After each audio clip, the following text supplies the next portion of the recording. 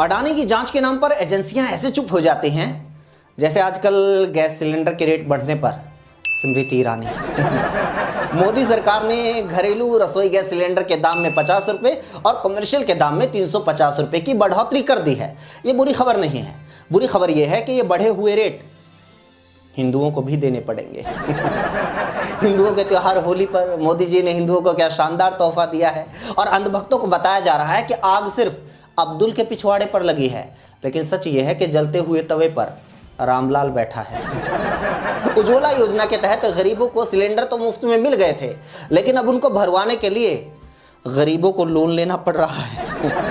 वैसे आपको वो टाइम याद है जब रसोई गैस के रेट बढ़ने पर 5 रुपए की भी बढ़ोतरी हो जाती थी तो लोग ऐसे चिल्लाते थे मानो सरकार ने सिलेंडर के बदले 400 रुपए नहीं, उनकी किडनी मांग ली हो।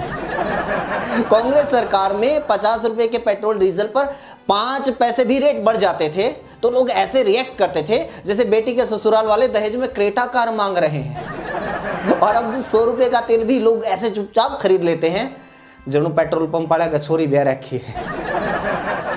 कांग्रेस के टाइम पर जब दाम बढ़ते थे तो सारे एंकर एंकरानी ढोलक और हारमोनियम लेकर गाने लग जाते थे, महंगाई डायन खाए जाते हैं, महंगाई डायन खाए जाते हैं। और अब महंगाई बढ़ती है तो सारे मिलकर जनता की गलती निकालने लग जाते हैं। देखो तुम लोग 350 रुपये का डाटा खरीद लेते हो, 500 रुपये का नेटफ्लिक्स और हॉटस्टार का सब्सक्रिप्शन ले लेते हो, 500 रुपये की मूवी देख लेते हो, 300 रुपये का पॉपकॉर्न खा जाते हो, 800 रुपये का पिज़्ज़ा खा जाते हो, 2000 की शर्ट पहनते हो, 5000 के जूते पहनते हो, होटल में जाते हो, गोवा घूमते हो, दारू पीते हो, बियर पीते हो, लोलियाबाजी करते हो।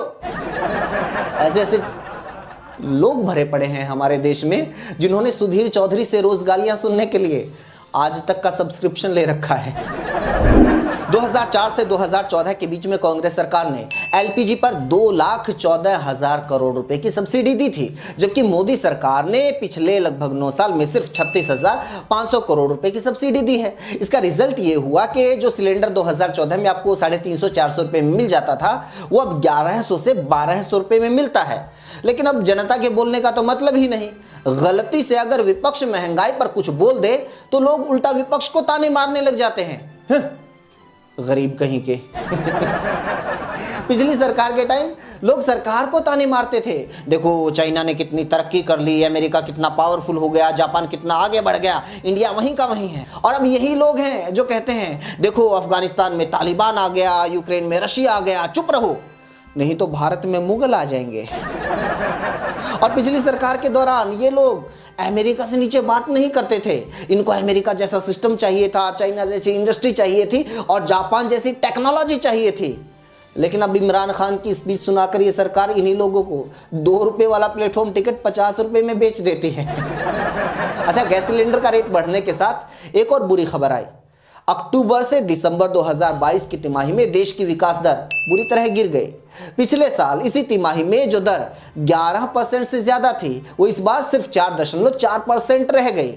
लेकिन जिस दिन देश के लिए ये 2 बुरी खबर आई उसी दिन अडानी के लिए अच्छी खबर आई। अडानी के शेयर्स में जबरदस्त तेजी देखने को मिली।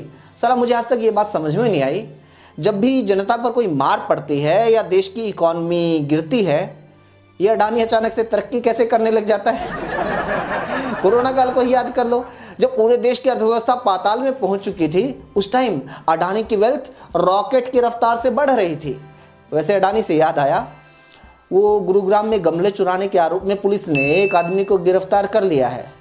यहाँ अडानी की वजह से LIC का पूरा बाग उजड़ गया, उसकी जांच तक नहीं हो रही।